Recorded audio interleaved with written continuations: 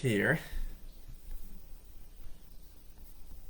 to talk a little about Sefirat HaOmer, the counting of the Omer.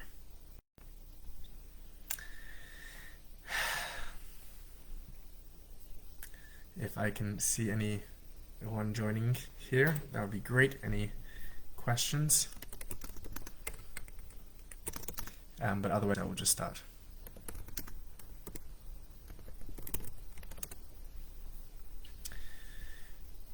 So, Sefirat HaOmer refers to a period of time between two festivals, between the festival of Pesach, Passover, and the festival of Shavuot, Pentecost.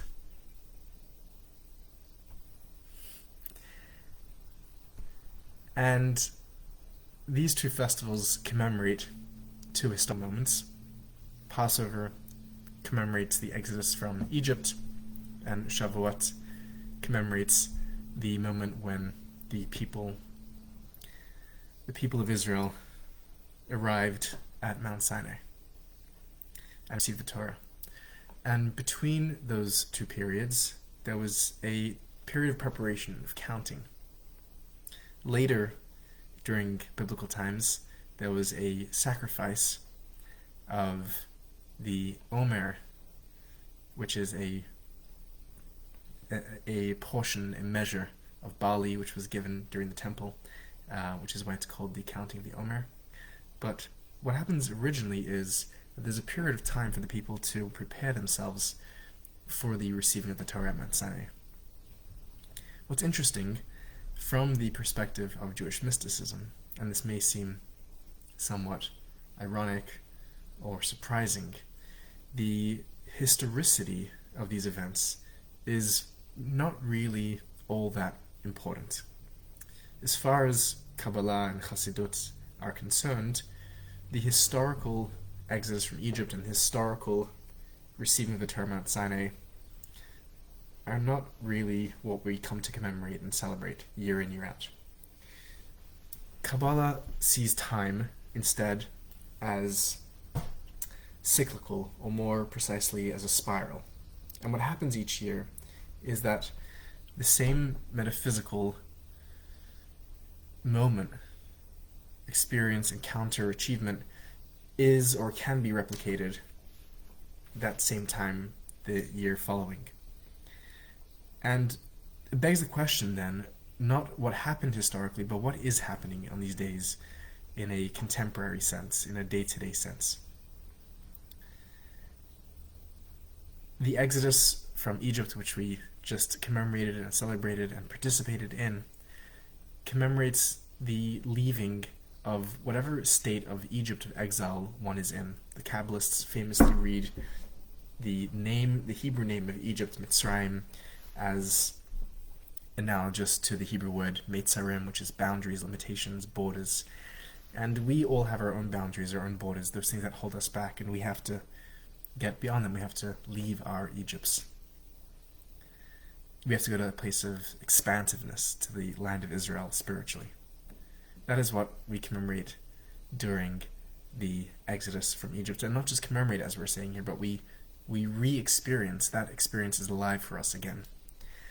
The receiving of the Torah at Mount Sinai, again moving away from the historical conception of that event towards a metaphysical, cosmic, ontological, every year recurring event, is, interestingly, from the perspective of Chassidut, not just the moment where God gives the Torah to the people of Israel, because we know from the Torah that the Jews already had the Torah.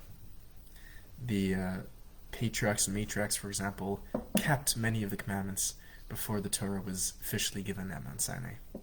What happens instead, according to Chassidut, is that a new paradigm emerges, and not so much a historical paradigm, but again a metaphysical paradigm. And the new paradigm that emerges is that whereas prior there was a boundary and a separation, again this theme of boundaries, between heaven and earth, between the spiritual and the material, between the supernal and the mundane, what happens on Shavuot is that that boundary is crossed, and those that are down here, represented by Moses, ascend up the mountain, and those that are above, represented by God, descend down the mountain. They meet and kiss in the middle. It's a place for the infinite and the finite, the transcendent and the immanent, to cross into each other and to blow the boundaries between the two of them, to a state of non-duality of those two. What then happens between leaving our own boundaries and going to that ultimate crossing of boundaries on between Pesach and Shavuot is Sefirat HaOmer, is this counting of the Omer. And in the tradition of Jewish mysticism, known as Kabbalah, the counting of the Omer takes on a special significance. And the reason for that is because there are 49 days of this Omer counting. 49 is 7 times 7. 7, from the perspective of the Kabbalist, is an important number. 7 represents the 7 days of creation, the order of nature, but it also represents the 7 Sefirot, counting from Chesed onwards. The 7 emotional, expressive, behavioral Sefirot. So leaving aside the cognitive and precognitive Sefirot, from Chesed down to Malchut are 7 Sefirot. They're known as Zah, Zer Anpin, in Kabbalah.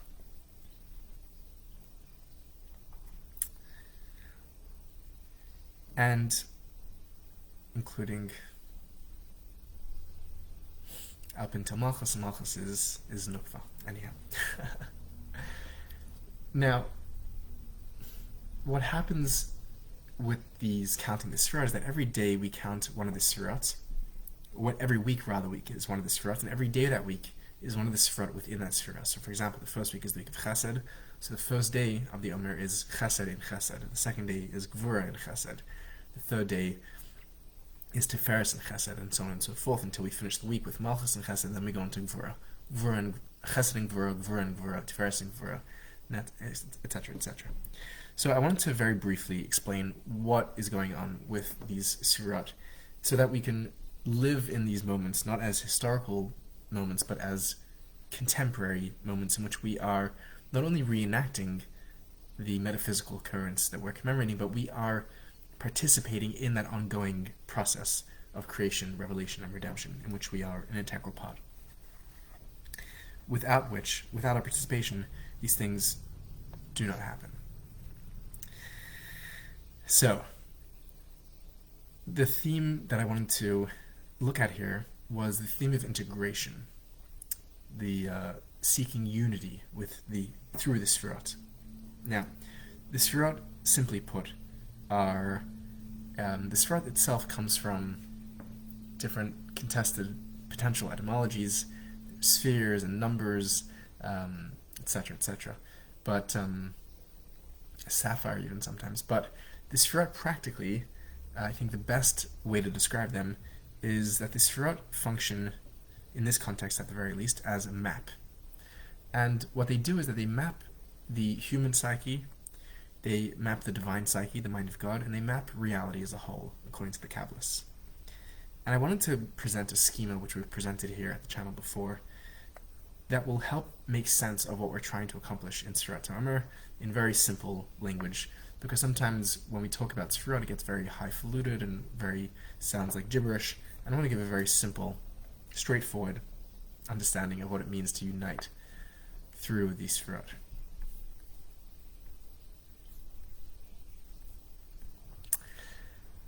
The Sefirot can be divided two different ways, horizontally and vertically. When we divide them vertically, we create 3 columns. There's the center column, the right column, and the left column. The center column is the column of integration, where the right and left meet. The right column is the column of expansion, of giving, of creativity, of outflowing, of conquering, of passion. The left column is the column of restraint, of calculation, of borders, of severity, of judgment, of learning how to say no, learning how to create boundaries. This is all in the left column. The right column says yes, have, take, let me give you more, Left colon says, "You've had enough. I need some space now for me." Or I've learned when I have time to say enough and I need to create my own boundaries for myself. That's the left and right. The yay saying and the nay saying, they're both very important. And the middle column is when our saying yes and saying no can come to an alignment where they're both together in that fine balance. So, for example, in the first set of 3 Sefirat, which is not included in this Sefirat HaOmer, which is Chachma, Bina, Das. So Chachma is in the right column, Bina left column, Das in the center. Chachma is creativity, expansion, flowing, overflow, insight. But if you only have insight and expansive creativity, your project never will get done. Bina is rational, is calculation, is limits, is boundaries. Chachma is the yud, it's the infinitesimal explosion. Bina is a hey, it's hey, borders, there's boundaries, we need space, how long, what are the parameters of this, etc., etc. Chachma, incidentally, is masculine, Bina is feminine, according to the Kabbalists. And then Das is that center, is the integration where the two of them can meet. The same happens, chesed for chesed, loving kindness, giving, expression, love, Devorah, judgment, the need for restriction, restraint, boundaries, borders, and then the middle is Tiferes. Tiferes is the harmony of those two. Again, the last 3 is Netzach, Hod, Yesod. Netzach is, again, that chesed, is, again, that the right side, which is expansive, which is conquering, which wants to win, it's competitive. And Hod says no, we can give in, we can admit we were wrong, we can be humble, we can be subdued. It's domination and submission. Netzach and Hod. And then Yesod is a place for intimacy where the two of them come together. And what is given birth to through all of these spheres is the final sphere, Malchus, which is the culmination and the birth of all of these spheres. That is a vertical integration.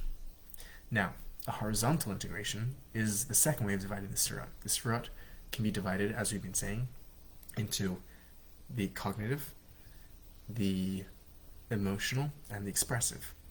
And those 3 can also be separate sometimes. So we have Chachma Bina Das, we have our intellect, we have our thinking, we have the powers of logic and rationality, and then we have our emotions, our feelings, our heart, our passions, our fears, our desires, our wants, the things that draw us, the things that repel us, chesed, Devorah.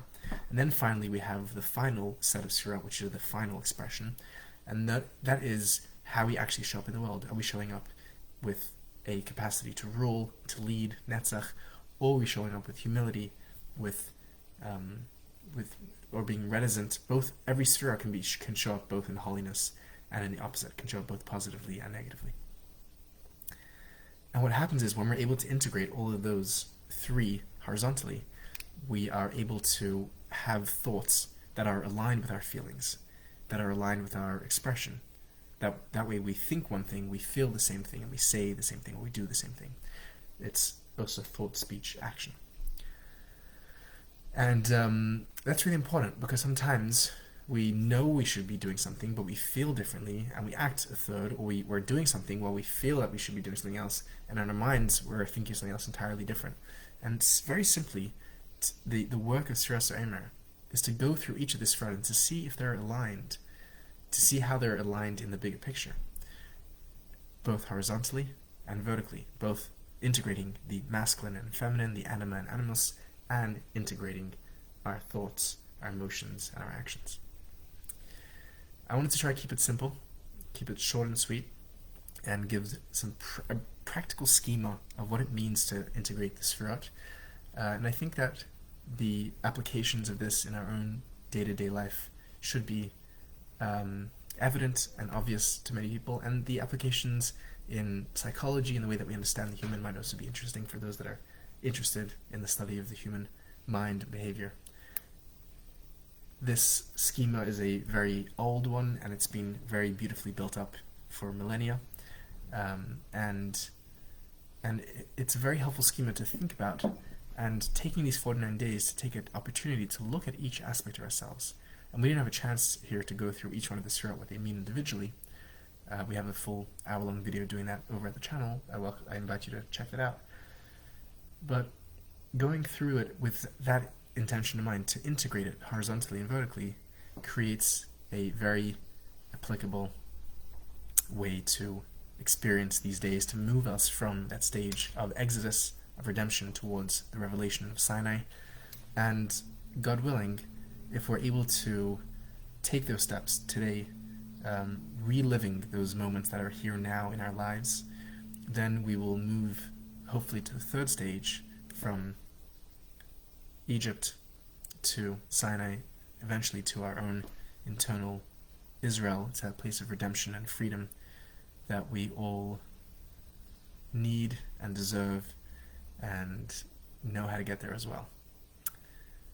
Wishing you love and success on your journey from Egypt to Sinai and beyond. Peace out.